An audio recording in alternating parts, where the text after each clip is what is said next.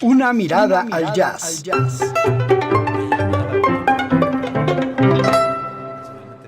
Una mirada al jazz.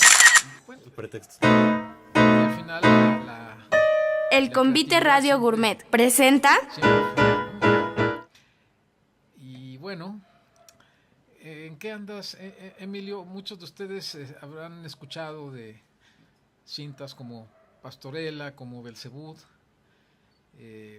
y bueno, una filmografía que va creciendo. Recién acabas de llegar de Holanda, ¿no? Donde fuiste a...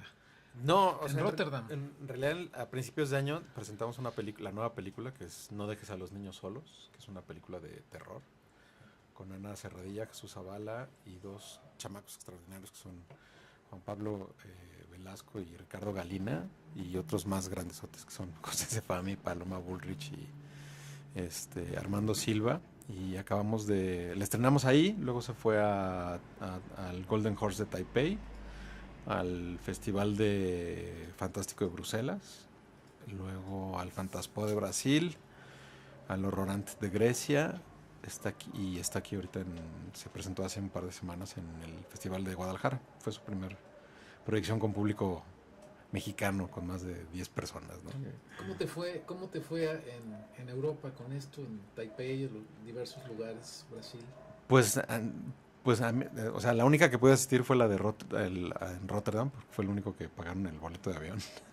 Ya no es como antes, ¿eh? O sea, ya no te invitan a ningún lado. O sea, parece que sí, los presupuestos han bajado mucho, entonces te invitan la estadía, pero el avión ya no. Por tu cuenta. Eso ya digamos que ya voló. Ciudad de México, Ciudad de México viene un festival de terror muy importante. para estar Creo que es atentos, el ¿no? más longevo y el más macabro de todos. Y yo creo que ahí podremos ver la película. Ah, bueno, para estar atentos, Emilio. Fíjate que ahora que mencionas a Ana Serradilla,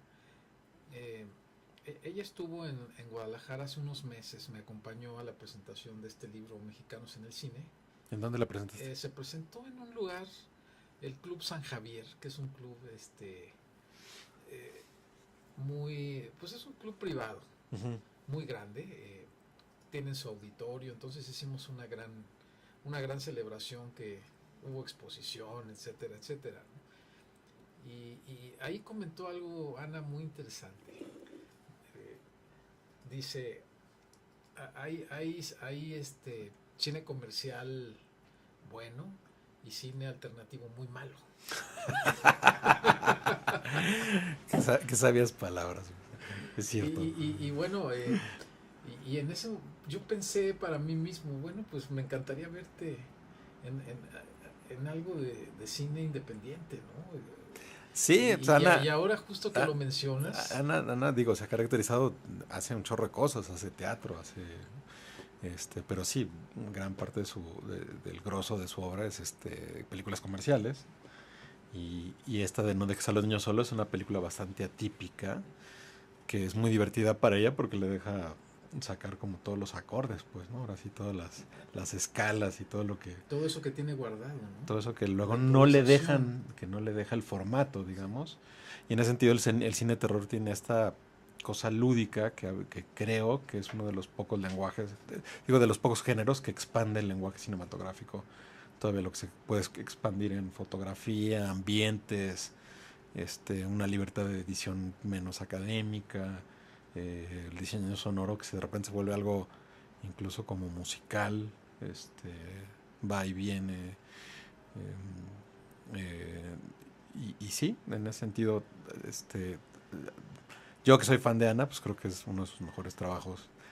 No es modestia, pero es la película que más me gusta de ella.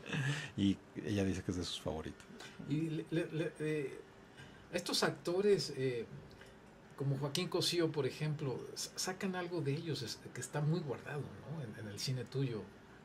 Bueno, a Joaquín lo conozco desde hace muchos años y tengo la fortuna que hizo mi tesis. Luego, no estuvo en la primera película, pero sí en la segunda, que fue Pastorela. No estuvo en la tercera, pero en la cuarta sí, que fue Belzebú. Y Tremenda actuación de Joaquín ahí, ¿eh? Sí, o sea, un policía rudo, que además es la paradoja, ¿no? De que puede ser peor que una película de terror, de terror, pues tener un policía de las dimensiones de Joaquín en un narcotúnel, con un poseído por el diablo, con un brote psicótico, que podría ser lo mismo, además de estar en un narcotúnel, ¿no? Es que verlo al inicio de la cinta ya te da miedo, ¿no? Sí. De entrada, ¿no? O sea, sabes que viene algo sustancioso, ¿no? La música, ¿qué tan importante ha sido en tu trabajo, Emilio? ¿Cómo te decides en tu parte musical?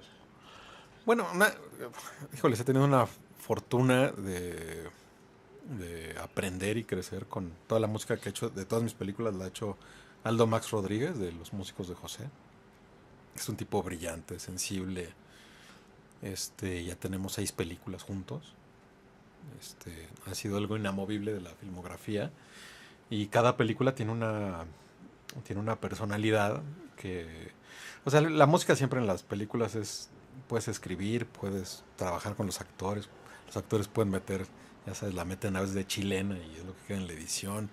Pero luego como que llega el músico y dice con permiso y se apropia de la película y le da una vida y una personalidad como en otro nivel a la película, ¿no? O sea, tú puedes ver Star Wars y es una película muy buena, pero no es la misma película con John Williams que sin John Williams. Igual cualquier película de Silvestri o de Morricone, ¿no? Hay películas que musicalizado Morricone que lo mejor es la música, ¿no? Bueno, para más, ¿no? Por ejemplo, muchas de las cosas que refriteó Tarantino son de películas no tan conocidas ni tan buenas como las de él. Yo soy fan de Tarantino, pero la música de Morricone es impecable, ¿no? Como sola, pero luego ves la película cómo está musicalizada y cómo las decisiones que tomó ¿cómo se llama? En la película, en una película de policías o no, un galo italiano ahí y de repente si hay escuchas el soundtrack completo y es para irte para atrás, ¿no? Que por cierto una vez decíamos que te iba a cambiar un dibujo por una foto y me decías ¿cuál quieres? Pendiente, ¿eh? Y me decías ¿cuál quieres? Y yo decía olvida. ¿cuál? Y yo decía la de Mick ya, ¿cuál? O sea, ¿cuál? ¿No? Que tienes fotos gloriosas y siempre traigo y tienes una de Morricone, por cierto. Ah, claro, que lleva ahí sus partituras, ¿no? Sí. Que justo ahí se ve Ennio Morricone, ¿no? Sí. Es que justo esto que mencionas, ¿no? De cómo se involucra la música en la secuencia de imágenes. Recuerdo esta cinta de Johnny Depp, con Johnny Depp, en donde el soundtrack lo realiza Neil Young, ¿no? El de Dead Man. Buenísimo. Que tú comienzas a ver esa secuencia de imágenes y dices, a ver, aquí cómo es esto. La música fue hecha para la película o la película fue hecha para la música. Y es música nueva, pero que tiene como la esencia de ese género musical, que es como un country, pero también es un country moderno, no es el country. Que ahora que lo mencionas me recuerda mucho a Sinners, ¿no? Que la banda sonora es original, pero es un blues viejo, pero muy bien grabado. Que si no te gustan las películas de vampiros, ¿no? Unos chavos que montan un bar de blues es increíble y el soundtrack es precioso. Y entonces dices, ¿qué vino primero? ¿El huevo o la gallina? ¿O cómo sería esa película? ¿Cómo sería Sinner si solo hubiera la música que tocan o cantan los personajes? Pero no, tiene este soundtrack que la va acompañando de una manera gloriosa. Bueno, a mí fue una de las cosas que me encantó. Se me olvida el nombre del compositor, ¿no? Que es bastante conocido y es moderno. Te das cuenta, la música es un personaje más, ¿no? Sí, o es otra película, o es... Yo creo que es el corazón de la película, sí. Y es como lo último que terminas de descubrir de la película, ¿no? Por ejemplo, El Exorcista, ¿no? El tema de Tubular Bells de Mike Oldfield, ¿no? Cómo se asocia directamente el sonido al terror, ¿no? ¿Recuerdas algunos soundtracks que te hayan marcado? O sea, que la música tiene que ver en tu decisión de convertirte en un cineasta que... Probablemente sí, porque yo como nací en el 76, o sea, soy generación Star Wars, ¿no? Y mis 2 primeros discos, uno era de Quiet Riot y el otro era de John Williams, era del Imperio Contraataca, o del Regreso del Jedi, ¿no?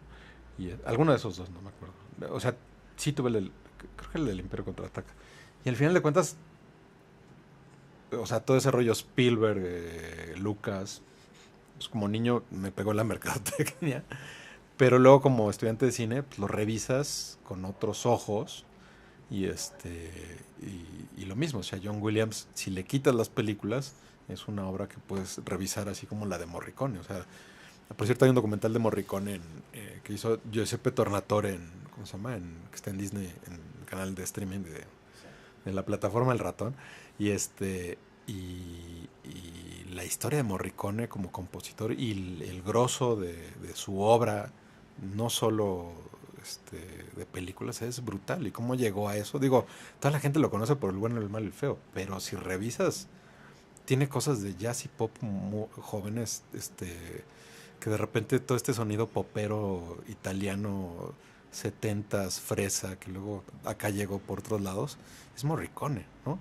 Y Y trasciende más allá de las propias películas, ¿no? Totalmente. Que seguramente mucha gente ignora que ciertos temas son temas de películas. Pues ahora con el tema de los memes o del TikTok, ¿no? O sea, pequeñas frases, son de grandes compositores, totalmente, ¿no? O sea, bueno, como el claxon del Padrino, ¿no? De Nino Rota, ¿no? O sea, ese es un clásico de la Ciudad de México y ahí va Nino Rota con claxons setenteros todavía muy desafinados, pero ahí van. Claro, recuerdo, ¿no? Que ese ¿Sí? fue un trending, ¿no? Emilio, ¿cómo vas ubicando al cine en esta época del TikTok? Digo, evidentemente la gente sigue yendo al cine, pero ¿cómo ha cambiado la manera de pensarse al realizar una película? Yo creo que, o sea, el cine siempre está cambiando en términos tecnológicos, sociales. Ahorita hay una ruptura entre el pospandémico, entre la caída del theatrical, el auge del streaming como tal, generacionalmente, ahora que lo mencionas, probablemente con el auge de las redes sociales y del TikTok, las narrativas se están compactando. No sé si para las nuevas generaciones la experiencia que tú y yo ya teníamos de ver una película en una sala es tan importante para las nuevas generaciones. No lo sé, creo que hay una encrucijada con la manera de ver cine. No sé si con la manera de contar cine y con la manera de hacer cine, ¿no? Creo que pero vendrá, pues, ¿no? No sé qué piensas tú, por ejemplo, del formato vertical, cabrón. Bueno, justo, es algo que está teniendo ya el auge porque la gente ya se acostumbró a ver en vertical. Sí, Ya, pero que tampoco es ajeno para ti, ¿no? Que haces retrato, por ejemplo. No. Nunca le has visto. Aunque finalmente creo que es el gran reto para mí siempre ha sido el retrato horizontal, el del contexto, ¿no? Y el vertical es el Personal. Es el personal, ¿no? Es el que De alguna forma para ti es más natural, ¿no? ¿Dónde vas? Sí, por eso, o sea, generacionalmente, y alguien tan académico como Fer, a él como fotógrafo nunca le ha hecho cortocircuito, pues, ¿no? Pero en No, el cine, es que busco contexto es horizontal, busco algo personal es vertical, ¿no? Pero eso de dar un contexto vertical, creo que o echas mano a los gran angulares o qué haces, ¿no? O sea, creo que cambia un poquito la lectura, ¿no? De los grados, ¿no?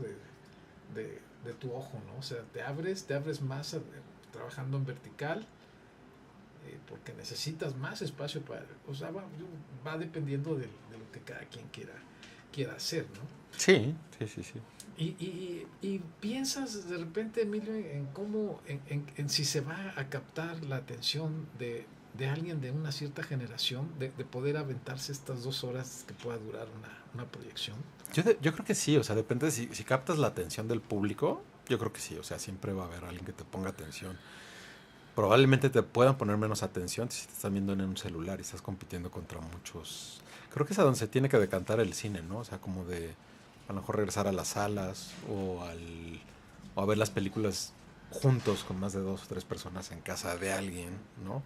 O sea, el cine tiene esa cuestión todavía teatral de si la ves tú solo, pues es muy personal, pero si la ves con tu novia o con con tu esposa y tus Como que hijos. son más colectiva, ¿no? Sí, o sea, ya más de 3 ya se vuelve la película es diferente. Cultura del cineclub, ¿no? Más del debate al final y todo eso, quizás. Y esa es otra, la conversación sobre la película, Ujú. ¿no? O sea, realmente, que lo platicamos hace rato en la comida, ¿no? Ahorita a veces la conversación está en el medio que hace la cobertura de la película o de la obra, y es lo que recibe como la atención, ¿no? Del TikToker, de la figura o del canal, pero poco se habla ya de la obra, ¿no? O sea, a veces la película ahora tiene menos conversación, o sea, se cubre la alfombra roja, pero no se platica de la película. Y qué tan necesario es hablar de la película, o qué tiene que pasar con la película para que realmente se vuelva un tema de conversación que dure bastante tiempo, ¿no? Y una pregunta como un aficionado al cine que soy, alejado de la industria, ¿no? Tuve la oportunidad con este libro Mexicanos en el Cine de conocer gente de las diversas áreas, ¿no? Pero nada más, o sea, eso no quiere decir que me haya yo involucrado, pero siempre he tenido esa duda. Bueno, en el caso de tu cine, Emilio, si buscas un alto impacto de entrada para poder meter a la audiencia rápido a la historia, o todo depende. Vamos, puede pasar un cierto tiempo antes de que suceda algo que te sobreexalte, sobre todo en el cine de terror, ¿no? Depende, o sea, la nueva película, por ejemplo, en Belzebuth empieza con una matanza de bebés en un Exacto, hospital. a eso me refería, es como sí. choqueante. Sí, No dejes a los niños solos, empieza con una escena que ya pasó, que es como el aftermath o las reminiscencias de un evento que no lo ves, y es intrigante, pues, ¿no? Entonces, otra manera de agarrarte. No necesariamente, y particularmente con No dejes a los niños solos, una de las cosas que nos criticaban del guión, que luego, por lo que hemos visto en las proyecciones, funciona muy bien. tú eres el guionista de la película. Co-guionista. Co-guionista. Y se vuelve una película, casi una comedia, como muy ligera, en la que esa primera parte de la película te da oportunidad de conocer y querer a los personajes, si no bien en el terreno de la comedia, pero sí en un terreno relajado. Y poco a poco ese mundo relajado se empieza a convertir en una película de terror bastante pesadita. Y también se vuelve pesada porque de repente ya quieres a los personajes, ¿no? Entonces ya no es de, sí, que los maten a mí, que no. Sino que dices, no, espérate, si son buena onda, ¿no? O algo conectaste con los personajes, ¿no? Así era yo, así era mi hermano, así era mi prima, así eran mis amigos, ¿no? El cine juega con eso, con las empatías, ¿no? Como genera esa empatía con el espectador. Una dosis de humor negro quizás podría funcionar para meterte más al terror. O humor 100%, derecho, ¿no? Depende del género, depende de la película. Por ejemplo, El Exorcista, pues creo que parte de un melodrama, de uno de los mejores melodramas de la historia del cine. Yo creo que la última sección del Exorcista es tan impactante porque primero ves el melodrama de una madre que tiene a la hija enferma, muy enferma, y que no sabe de qué trata, y luego el cura que se le murió la mamá y no puede con la pena, y eso es más de hora y media de la película en la que realmente sufres con los personajes, y cuando vienen los trancazos ya estás muy sensible, pues, ¿no? En términos de horror comedy, pues igual, ¿no? Puedes tener personajes, no de Tarantino, pero por ejemplo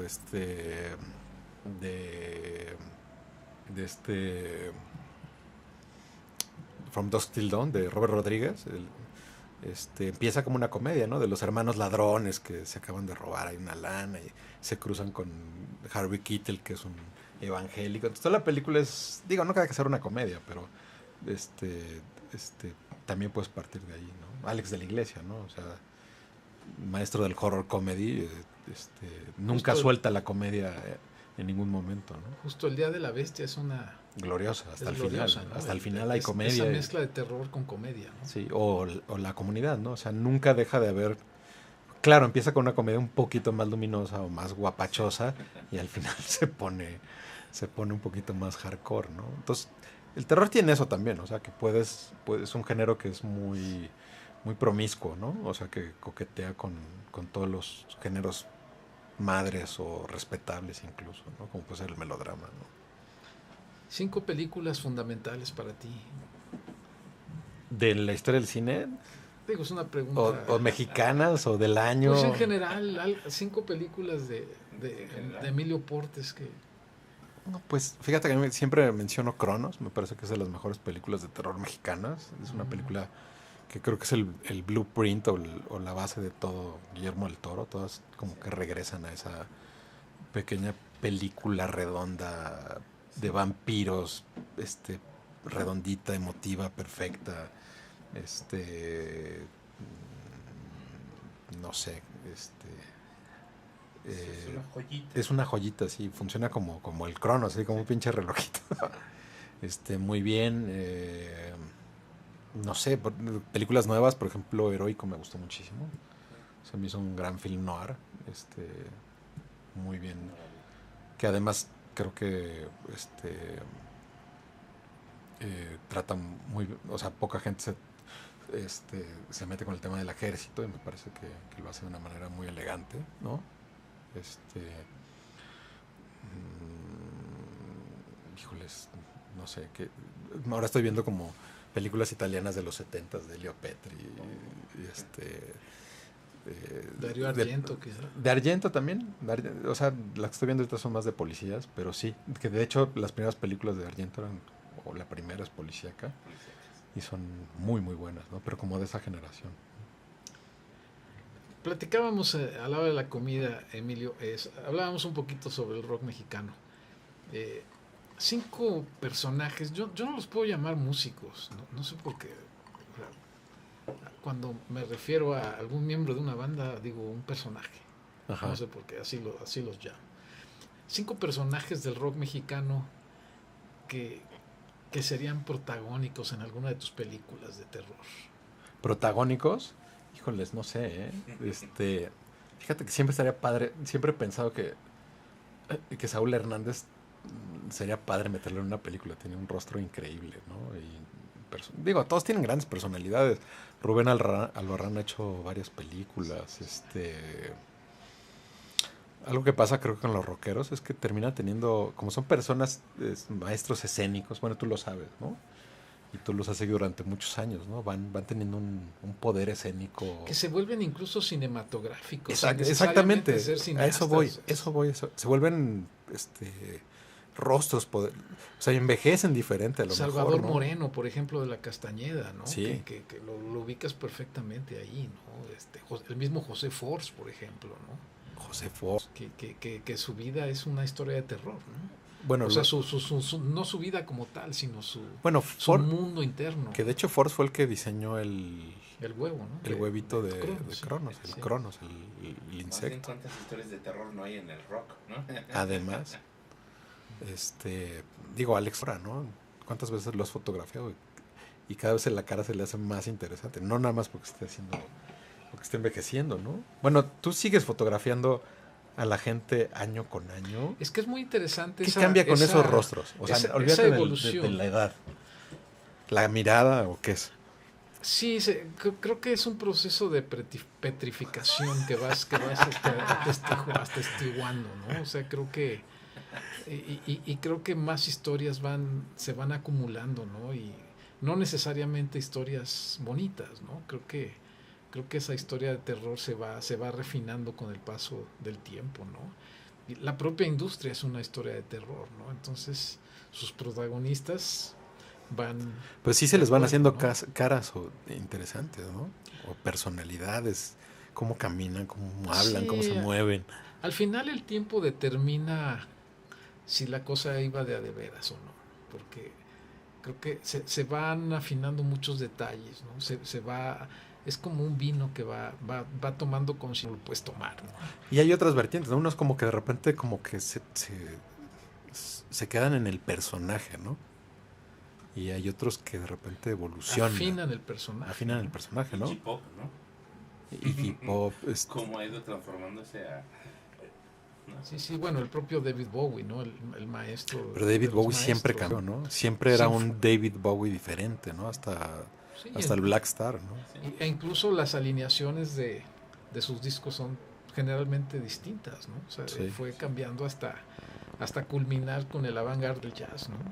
Eso es algo interesante, ¿no? En el marco del soundtrack de su muerte, ¿no? Que fue Sí. Black Star.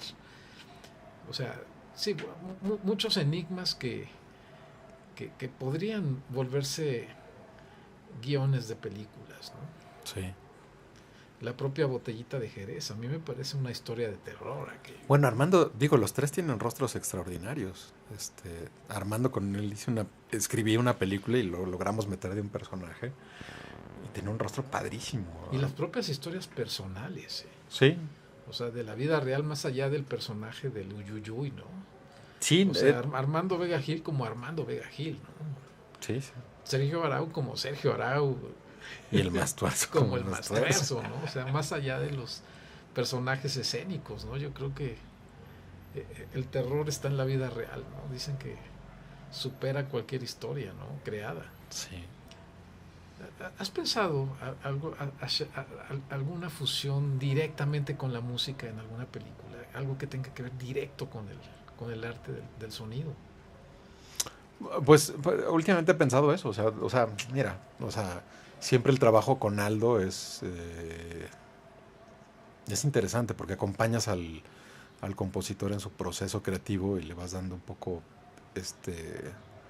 lo vas guiando sobre el material que él genera, ¿no? Y lo ayudas a encontrar la película, pero es 100% su talento, ¿no? Entonces, de repente pienso, las últimas dos películas, Belzebú era una película más o menos electrónica, que tenía mucho move, pero No dejes a los niños solos es una película que es muy electrónica, porque sucede en los 80s, entonces al final le quedaba muy bien este rollo de música electrónica y Aldo se puso a explorar mucho el sonido, porque hace películas, o sea, la música de la película es muy electrónica, hizo algunos temas ochenteros electrónicos, un par.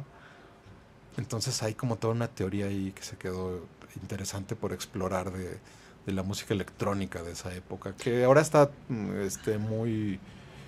se ha vuelto muy mainstream. De repente nos dimos cuenta que cualquier artista de pop lo pones y suena un poco a ese italo disco que llegó a sonar en los 80s en México, que se recreó en México en el pop, y lo pones ahorita con, por ejemplo, no Lady Gaga, pero Katy Perry o lo que sea, y de repente ya son los mismos sintes ochenteros, y el sonido, el sabor, y ya hay una parte, pues el análogo, que es difícil de diferenciar exactamente qué es nuevo y qué es viejo. Es que creo que aquello que era de lo más banal como el pop ochentero y más en este país, creo que con el tiempo se ha vuelto de culto y aceptado bien por las audiencias del rock, ¿no? Eso es un fenómeno. Pero es que estaba muy... Sí, se le hacía el feo, pero ahora que lo ves, está bien postproducido. Por ejemplo, de repente estábamos revisando para ver si compramos o no la versión de toda la vida de Lucio Dalla y la de El Manuel. No mames, la de Lucio Dalla está con las patas. Y la de Manuel está... refinadísima. No, es capa tras capa tras capa. Sí. Flans, por ejemplo, también que al final no compramos nada de eso, pero no estaban hechas al chingadazo, estaban hiperproducidas, ¿no? Con líneas de bajos increíbles y con sintetizadores y todo Nacho Cano, es una cosa... O sea que si de repente pasas la rola de la peda o de la época y un poquito te clavas en qué es lo que está sonando, es música riquísima. Y esto es una incluso historia... más rica que el rock, ¿no? De sí, repente. Claro. Sí. Porque de repente el rock, pues éramos los cuatro en su mejor versión, tocando claro. ese cuarteto, pero el otro eran capas infinitas de texturas y, ¿no? O sea, violines todavía setenteros del disco con metales y con sintes y con la batería eléctrica más la no eléctrica. Pero bueno, esta época actual al final permite ya la convivencia sana entre esos géneros, ¿no? Algo que era impensable, era algo que iba ya contra los propios preceptos, ¿no? de cada quien.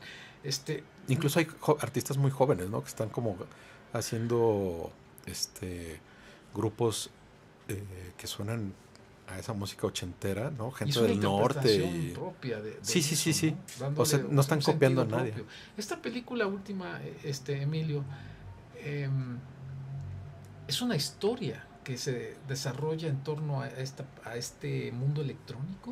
No, solo sucede en los 80s. Ajá. Es una mamá que interpreta a Ana Serradilla que tiene que dejar por una situación de trabajo a sus 2 hijos a solas una noche mientras se va a una fiesta a firmar un contrato. Y durante esa noche una entidad o una presencia hace creer a cada uno de los 2 hermanos que su hermano lo quiere matar. Y entonces los 2 empiezan a complotar para matarse, ¿no? Un poco está basada en vivencias del guionista y mías de nuestra niñez, y que de repente volteamos y dijimos, de milagro no nos matamos de niños con historias de terror que tienes con tus primos, con tus amigos, ¿no?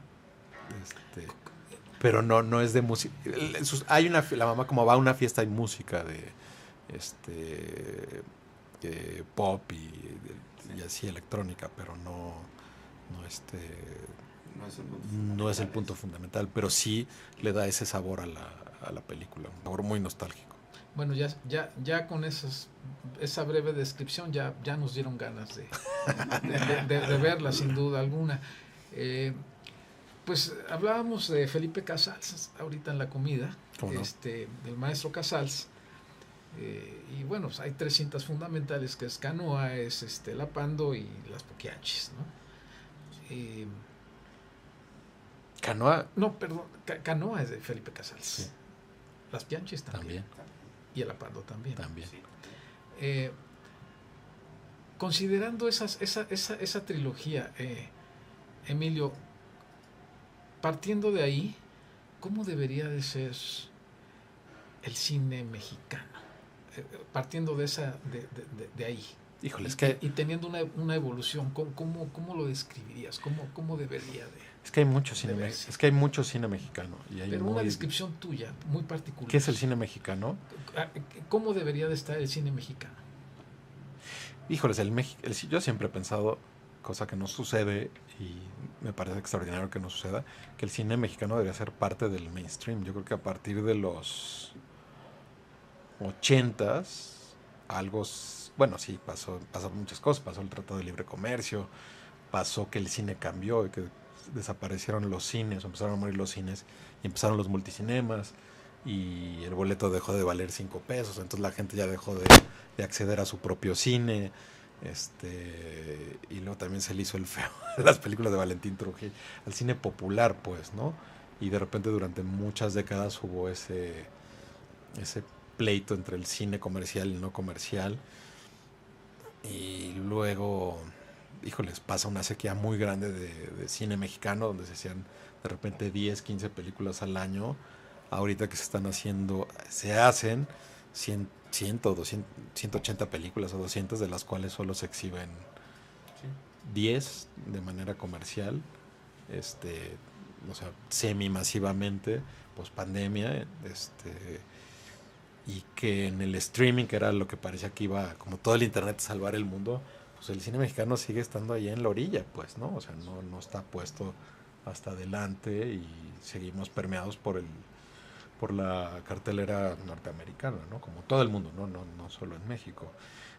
Entonces el cine mexicano es variado, en mi opinión. Creo que se produce mucha comedia romántica, pero también a la que se critica, pero también se produce mucho melodrama, ¿no? Autoral y melodrama en documental, ¿no? Y creo que también por cuestiones de presupuesto no se cultivan otros géneros, como la acción, la ciencia ficción, que pues llevan más billete para hacerlas, ¿no? Y que eso nos ha dado a veces como un rezago, y una falta de conexión con el público. Entonces sigues hablando con la gente y piensan que sí, el cine mexicano es las de Ficheras, las de Cantinflas, las del Santo, las de Pedro Infante, y que eso esté en nuestra cabeza, pues es un rezago cultural muy fuerte. Y está el otro cine, que es el cine no comercial. Bueno, está el cine comercial, en el que dicen todo es Derbez y todo es Omar Chaparro, que no es cierto, ni siquiera en el cine comercial. No, no, porque, o sea, ya hay también otra generación, o sea, ellos han colado un par ¿cómo se llama? De golpes en taquilla, pero no todas son de ellos, ¿no? Sí, a veces se está repitiendo que esos grandes golpes vienen de gente que viene de televisión, de nombres de que vienen de televisión, pero ni siquiera es el grosso, eso que hizo la comedia durante 15 años de comedia fresa, por decirlo así, de algún modo. Y luego está el otro cine autoral, ¿no? Que es el que pasa en el circuito de la cineteca y que no llega al mainstream, que debería llegar, pero también de repente es de un corte muy melodramático. Pero que tampoco lo conocemos porque no nos llega y tampoco se puede el público ni siquiera tiene la oportunidad de conectar con él, ¿no? Hay una cinta en particular que es Aquí no es Berlín de Harry Samas, ¿Cómo no? que el propio Felipe Casals, no he visto la película, Es muy buena. pero Casals, justo en relación a la pregunta que te acabo de hacer, Casals me dijo, el cine mexicano debe de estar en ese punto, a un nivel de esa película.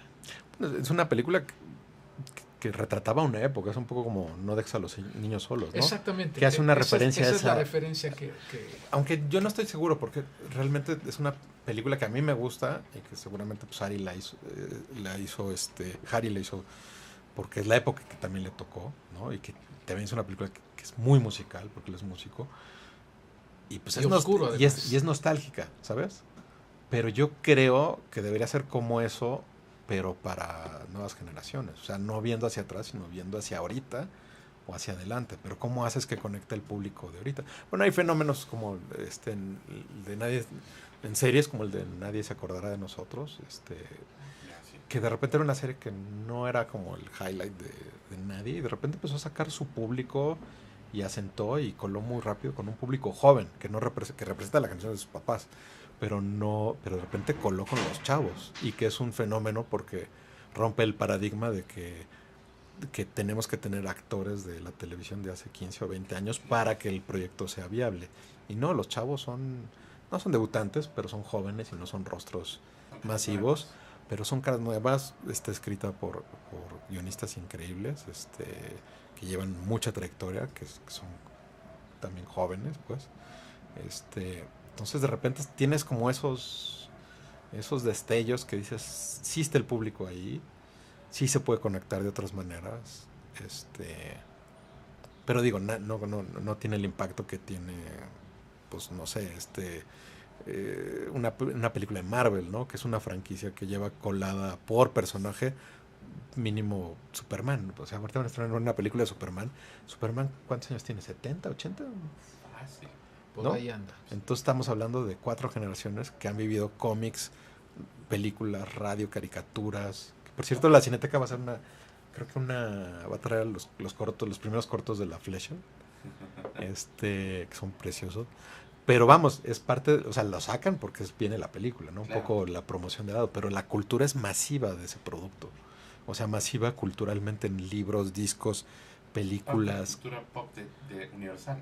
Exacto, y por ejemplo el tema previo a que hubiera las películas de Marvel, los cómics tenían una mini industria no tan masiva, pero pues el Hombre Araña lo vivió tu abuelo, lo vivimos nosotros, lo viven nuestros hijos, lo vivirán nuestros nietos, y cada 2 o 5 años hay una película nueva del Hombre Araña que explican cómo se hizo el Hombre Araña, ¿no? Y dices, ya paren, ¿no? El cine documental, Emilio, Es increíble, o sea, ahí de repente, fíjate que con el terror, creo que es de repente donde llegas a encontrar cosas más frescas, ¿no? Fuera a veces dentro del melodrama, pues, pero de repente donde encuentras como cosas más refrescantes, con otras estructuras, que conectan más con el país que somos ahorita. El problema es que si el cine, autoral, de repente es difícil que llegue el documental, peor, ¿no? O sea, hay que rascarlo ahí todavía más. es quizás, no le llamaría obligatorio ni nada de esto, pero es necesario que todo director trabaje sobre el documental también. Sí, yo no he tenido oportunidad de hacer documental, me encantaría. por tiempo pero temas hay. ¿Cuál sería un documental que harías? Fíjate que uno de música, probablemente. O sea, me gustaría hacer uno de música. Y con las películas pasa, siempre que, por ejemplo, cuando te digo ahorita que estoy muy claro con la música electrónica, es a partir de que hicimos esta película. Entonces, siempre vas con una película, aprendes muchas cosas del género de la película, de la historia del género de la película, de la época, de los colores, de los carros, ¿no? Entonces, un documental de lo que agarres te va a abrir la cabeza en muchos sentidos. Me gustaría hacer, sí, uno de música, a lo mejor de electrónica mexicana, que es difícil conseguir música. O sea, el registro de la música electrónica mexicana el registro está complicado, ¿no? Y vaya que hubo varias bandas Sí. que apenas empiezan a salir a flote. Pero el material está como medio perdido, ¿no? Que lo tiene no sé quién, que sí se lo queda la disquera, Exacto. que... Ese es el auténtico underground. Sí. Pues creo que ha alcanzado un culto importante la música electrónica en México, ¿no? Tenemos ahí a Sais, por ejemplo, ¿no? Sí. Con Walters, con Carlos Robledo, Sí. o los personajes por sí solos, ¿no? Sí, pero también como que vuelve a ser noticia a partir ahorita de que se están desapareciendo, ¿no? Hubo un lugar que se llamó... se me fue el nombre. Pero Tutti era Frutti. No, del sello Noise Lab, que estaba en Polanco, en Mazarik, Ah, sí. donde ahora hay una heladería que se llama Häagen-Dazs. Pero era el antro ideal de música electrónica. Pero era música electrónica mexicana. Pura música electrónica mexicana, no había otra cosa. Era increíble, además un lugar de mucho diseño, una mezcla entre arte industrial, brutalismo, Wow. pero súper, el lugar ideal, un súper sonido, ¿no? También. Bueno, y como todo, esa música se tocaba para el día, no Sí. siempre se grababa, ¿no? Exacto, se tocaba para el día y era un lugar que tenía... Que es algo que le pasa al jazz, ¿no? Sí, exacto. Muchas ¿te das veces cuenta de eso? tocas y la acción pudo haber sido increíble y no hay registro ni habrá de ese día, ¿no? De ese día, exacto. Sí, no, ese lugar fue increíble y duró como, yo creo como un año o dos máximo, ¿no? Ah, aparte Y corto. era pequeñito, era como para 100 personas el lugar. Pero es el lugar que mejor he visto montado como para un antro, ¿no? Por ahí sale una película ahorita que me acuerdo, pero ya ¿En cuál? estaba abierto el lugar. Lo retoman solamente para una escena de bar, en una de Amarte duele, Ok, el antro, donde sacan al chavito. ok, Es ese antro. ok. Pero ya estaba cerrado en esa época, ¿no? Pero era un antro muy especial para audiófilos realmente, ¿no? O sea, electrónica abstracta, electrónica minimalista, o sea, cosas realmente muy bien producidas, bien hechas, pero que no era el momento, ¿no? Que esa es otra cosa del cine, ¿no? O sea, ahora, por ejemplo, que están remasterizando todas estas películas no muy bien vistas, ¿no? Por ejemplo, de Valentín Trujillo y Los Almada y la India María, todo ese cine de los 80s, ya remasterizado, no se ve tan mal. Exacto. Y queda registro de muchas cosas de ¿cómo se llama? Cómo era la ciudad. Y tú de repente dices, era ahí, Claro. era ese lugar. Así se vestía la gente, así hablaba la gente, bien o mal. Esa era Plaza Universidad. Y Esa era esos Plaza eran Universidad, Eran los autos güey. que pasaban. Y esto, Hay ¿no? muchas Que- películas filmadas en Plaza Universidad. Por Sí, ejemplo, sí. ¿qué es? En Terror y Encajes Negros ¿cómo se llama? De Alcoriza. Sí, de la Coriza. Sale Plaza Universidad. El Plaza Universidad de mi infancia, que es completamente Claro. distinto a la plaza que existe hoy. El aviso inoportuno de los polivoces, por ejemplo. Sí, ¿no? sí. Creo que se vuelven referencias, ¿no? Se vuelve la Ciudad de México en el tiempo, ¿no? Pero el tema con el cine es que como era un soporte muy bueno, que era 35 milímetros, cuando las llegan a remasterizar, parece que lo tocas, pues, Sí. ¿no? O sea, se ven poca madre. O sea, ves los colores, Ese es un muy buen ejercicio de ver ese tipo de cine que eran videohomes a veces, ¿no? Muchas veces, ¿no? Pues no eran videohomes, porque los videohomes vinieron como despuesito, ya en los 90s cuando empezó a desaparecer el celuloide. O sea, es como... Digamos que más bien fue la continuación, La continuación. de ese cine que vino en crisis que ya no tenía para el celuloide, ¿no? Ujú.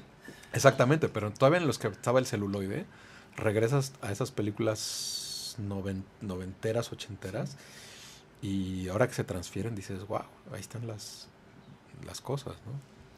¿Qué es lo ideal, Emilio? ¿Buscar un apoyo antes o después de haber hecho una película? Antes. ¿Cómo es el sistema tuyo? Hay películas que las realizas y que, bueno, ahora voy a buscar un apoyo. Mira, salvo la primera, que es La cabeza de Juan Pérez, que ha tenido la fortuna de correr como de manera pirata y después regresar a la televisión estatal y que por alguna razón la siguen reprogramando. Pero durante muchos años, o sea, la única manera de verla era en YouTube y discos pirata que ya desaparecieron. Pero las demás, afortunadamente, son películas que se han hecho a la par de distribuidoras y que eso en su momento le dieron la oportunidad de tener un cierto lugar en la cartelera y luego salir en DVD y en mainstream y luego colarse en plataformas y todo. Y eso ha hecho que tengan como buena vida, o sea, no se han perdido luego, ¿no? Incluso la más olvidable de todas, o sea, la más precaria de todas es La cabeza y de alguna manera sigue apareciendo por ahí de repente. Pero sí, lo ideal es, desafortunadamente, pues sí, empezarla con alguien que sepas que va a mover la película, ¿no? El Porque apoyo oficial es de plano muy difícil, ¿verdad? En esta época. Lo que pasa es que ha vuelto menor y en un asunto de democratizar el cine, bueno, entre que bajan los presupuestos y de dar mucho más apoyo, se empieza a pulverizar. Y se le da a todos, pero entonces... El problema del cine mexicano creo que es el dinero. O sea, por ejemplo, si revisas los programas del IMCINE están fantásticos, pero el IMCINE debería tener el dinero que tiene o tenía la Warner Brothers, ¿no? O sea, Antes y existió el banco, ¿no? Mexicano del cine. era otro modelo y era otro modelo. Las películas se estrenaban, o sea, también vivimos en un mundo en el que las películas ahorita se producen, o sea, tú y yo crecimos viendo 10 películas en la tele que las pasaban, las reprogramaban, Sí, claro. ¿no? Y ahora prendes un aparato, un celular y hay Nuevas. hay 1000 películas. Sí. YouTube prendes y ahí se generan contenidos de larga duración. ¿Cuántos te gustan? Sí. Entre los oficiales y no oficiales. Entonces es imposible ver todo. Yo que tengo amigos que hacen series y películas y todo eso, no te da tiempo de ver las series de todos, ni las películas de todos, ni las que quieres, ni las nuevas, ni las viejas, ni las que remasterizaron. O sea, o sea, el catálogo de como espectador de ver material es inmenso. O sea, ¿cuántas películas tú tienes guardadas cuántas plataformas tienes? Y de esas, ¿cuántas tienes cargadas en cada plataforma que no has podido ver? Sí. Entre las que quieres y en las que tienes que ver de tus cuates, ¿no? Y antes no, pues eran las 20 películas que veías al año, las que repetían en la tele. No era tanto, ahora es abayazado. Sí, es Te ¿no? Sí, te sobrepasa. Es otro modelo, ¿no? Y la recuperación, pues pasa lo mismo. Claro, antes el banco, digamos, de alguna forma funcionaba para los 10 proyectos que salían, ¿no? Ahora la democratización, digamos, de los medios como gobierno haciendo cine, ese mismo presupuesto lo pulveriza, como bien dices, y lo lleva a 100 proyectos, pero 100 proyectos de a un centavo, ¿no? Sí. Entonces, ¿qué puedes hacer, no? Sí, sí, es complicadísimo. Y luego, no todos esos proyectos, ¿qué es el problema? No todos esos proyectos van a entrar al mainstream, que es donde logras que la película tenga un impacto social, y que la película se vuelva parte de la de la cultura popular, ¿no? Eso no. ¿Y eso se logra a través de Netflix, por ejemplo? No lo sé, porque el catálogo solo de Netflix, o sea, el catálogo nacional, yo creo que está a menos del 10 o mucho menos, o el 5 contra el catálogo americano e internacional. Y tampoco hay una legislación que te diga, oye, échate primero las mexicanas porque están padrísimas. Sí. Entonces te echas primero la de Stranger Things y luego la de, ¿cómo se llama? La nueva del Oscar y la otra del Oscar. Y luego para que tu plataforma pueda funcionar, pues se requiere un cierto número producciones mexicanas, ¿no? Producción hay. Lo que antes decían que no había, ahora hay. Se produce mucho. De buena calidad. Pero Interesante. eso me lleva a pensar que sí hay mercado en eso que se está haciendo, en esas 200 películas que se hacen al año, aunque la gente nada más vea una sola. Tendría que estar ahí. En otra parte del mundo se está consumiendo eso, ¿no? No se ¿No? consumen. O sea, es la típica. O sea, la película fue un éxito en festivales. Y sale aquí y nadie la ve, ¿no? O sea, se la come. O sea, si una película, por ejemplo, de las 8,000 pantallas que hay en México, la película comercial de caricatura sale en 5,000 y luego las 3,000 se van en en las otras películas comerciales, más las mexicanas. O sea, las mexicanas están en el menos del 5%, las comerciales. O sea, y luego revisas que 5 semanas después una película extranjera tiene 1,500 copias y la mexicana de circuito cultural sale con 100 copias. O sea, 100 contra 1,500 todavía en su quinta semana. No hay un nivel de impacto cultural. Ahora, eso es solo en ese sector, porque realmente hay una discusión grandísima que el mexicano no tiene acceso ni siquiera al cine. No, estamos hablando de esa clase media que tiene la oportunidad de ir al cine, comprar su boleto cada 2 o 3 veces al año con toda la familia. Pero el resto de la población no tiene acceso, y que yo creo que es una época crucial ahorita con la caída del theatrical, de formar público para salas, Sí. ¿no? O sea, lo que hablábamos, nuestra generación creció con cines, ahorita el cine está caído, pero a lo mejor es una buena época para reconstruir y formar públicos para cines, ¿no? Con otro tipo de cine. O sea, cine que no sea el de las franquicias, ¿no? De los IPs, ¿no? ¿Se pueden ver tus películas en plataforma, Emilio? Unas sí, otras no, otras pirata. Ujú. Belzebú está en Netflix, Pastorela está en ViX, El Cácaro, fíjate que no sé dónde está. Juan Pérez está seguramente en YouTube pirata. Ujú. Y fue un lanzamiento simultáneo, ¿no? Belzebú con Roma, ¿no? Casi simultáneo. No, Roma fue después. Porque Pero no mucho Roma después.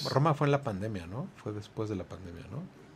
Pues Sí. fue Sí. pandémica, sí, Sí. justamente fue pandémica. No, Belzebú tuvo la fortuna todavía de 2019. 2019, o sea, Sí. estrenó en enero de 2019 Sí. y la pandemia empezó a arrancar a mediados de año del 2019 y tuvimos una asistencia modesta y luego salió en Amazon. Pues Roma fue producida específicamente para Netflix, ¿no? Sí, En este sí, caso. sí, sí. Sí, es que alguien menciona en ese entonces en la red social, es que dice, bueno, todo el mundo está hablando de Roma, pero ¿por qué no se habla de una cinta como Belzebú, no? Pero quizás sea eso, que no fue una cinta hecha específicamente para plataforma, quizás. Bueno, o sea, también, digo, la trayectoria de Cuarón es Pero impresionante. hablando ya como películas. No, claro, y era como el programa que tenía Netflix de decir, vamos a producir a grandes autores, a Del Toro, a Cuarón, a Scorsese, a los mejores de la generación, para volvernos un estudio, ¿no? ¿Y estarán ellos contentos con Netflix, por ejemplo? El propio González Iñárritu, ¿no? Que Yo creo que Bardo sí. se hizo para Netflix. Yo creo que sí, porque Scorsese lo ha dicho, ¿no? El irlandés nadie la quería hacer. Hizo lo que quiso, la película que él quería, a lo mejor gustó, no fue la mejor película, ¿cómo se llama? De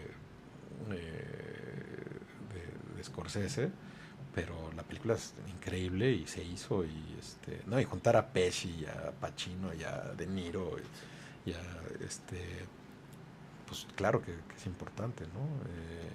Y Roma, ¿no? Es una película que probablemente a lo mejor el músculo de Netflix no hubiera llegado a tantos lugares donde debió haber llegado. Hubiera sido otra historia. Hubiera sido otra historia, a lo mejor hubiera sido una película más personal de festivales. Pero sí, en ese sentido Netflix no ha dejado de pelear por ser bueno, lo es, generacionalmente ya le comió el mandado a los cines, ¿no? digamos que fue el que mató al cine. No, y quien pegó primero. O sea, el que pegó to- primero, sí. todo el mundo ha tratado de sacar su nueva plataforma. Los estudios han tratado de sacar sus plataformas. Y el que pegó primero pegó 6 veces. Y por eso Spotify es Spotify, ¿no? ¿Es Finalmente. el primero? Sí. Sí. Ah. Y según esto es el 80% de Del- la totalidad de la industria de la música, ¿no? Sí. Entonces, prácticamente el resto se lo reparten todas las demás, ¿no? Sí, igual revisas las gráficas de quién son streaming y Sí, Netflix pero- tiene el 60%. Netflix acabó con todas las pequeñas plataformas que había como HBO y todas las demás. Prácticamente desaparecieron en ese momento.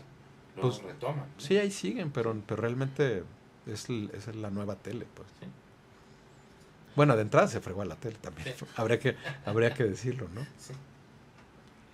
¿Y algo en mente, Emilio? Pues hay varios proyectos, pero como de nuevo es llegar a la casilla cero, volver a meter carpetas, a agarrar uno de los guiones que ya están ahí o de las cosas que ya están desarrolladas y presupuestadas y empezar otra vez a buscar financiamiento. Maestro. Hay muy pocos cineastas con esa vena tan conectada a la música, ¿no? Creo que todavía está por crearse una historia ficticia del rock mexicano, pero que además raya en la realidad, ¿no? Pues sí, no sé. Cravioto acaba de estrenar una película también en Guadalajara que se llama Sexo, Mota o Motos y Rock and Roll sobre Avándaro, que se me antoja mucho ver. Que seguramente viene plagada de los grandes clásicos de la época. Muchos clásicos que a lo mejor, que tú sí conoces, que no toda la gente joven conoce, ¿no? Y que es una puerta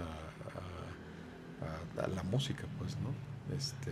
Hace rato hablamos de Ernesto Contreras, ¿no? Y de su trabajo recurrente ahí con Café Tacuba,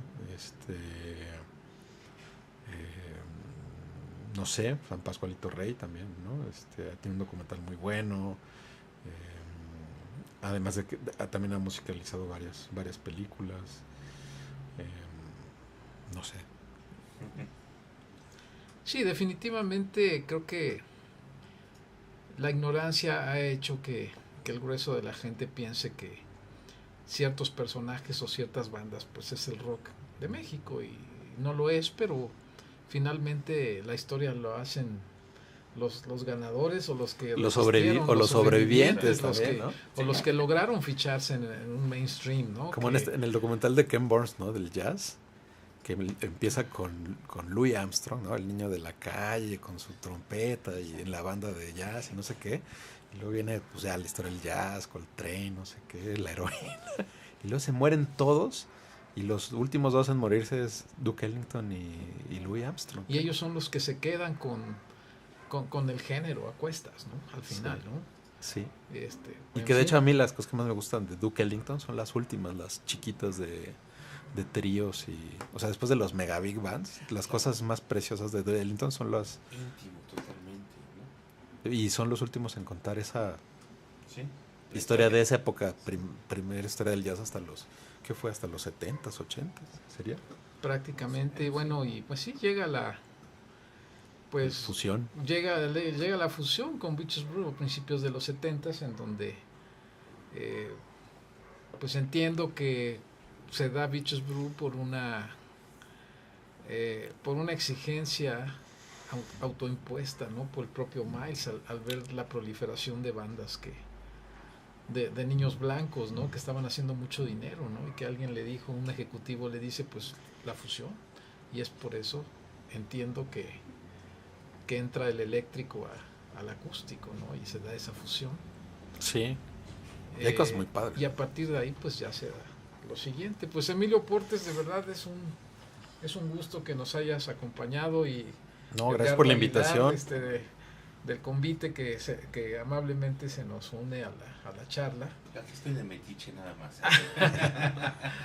Y No, pues muchas gracias a los hermanos Aguilar, Celina en los controles, Beto que seguramente nos está escuchando en la comodidad del hogar, Exactamente. frente a la chimenea. En este día lluvioso. Oye, en este felicidades día por el lluvioso. convite, ¿no? Que es un lugar donde no siempre se puede venir, pero siempre hay cosas extraordinarias que escuchar No, y de gracias. comer también, pero, Sí. pero sobre todo, pues sí, siempre se encuentra una sorpresa y cuando uno puede venir, ¿no? Sí, no, pues, Ese risotto de 29 años, huitlacoche que no, imagínate. no le queda mal a nadie, ¿no? Era un clásico, bueno, Un clásico, hablando de los sí. clásicos. Hablando de los Pues, don clásicos. Emilio, de verdad qué gusto tenerte aquí en la casa, en el programa de Fernando aquí en el Convite. Y qué gusto. Es una plática que da para mucho. Sí, cómo no. Pues un abrazo. Muchas Gracias por la Emilio, invitación. y hasta la próxima. Hemos tenido la edición 21 de Una mirada al jazz y vámonos con la 22 el próximo lunes. Hasta luego.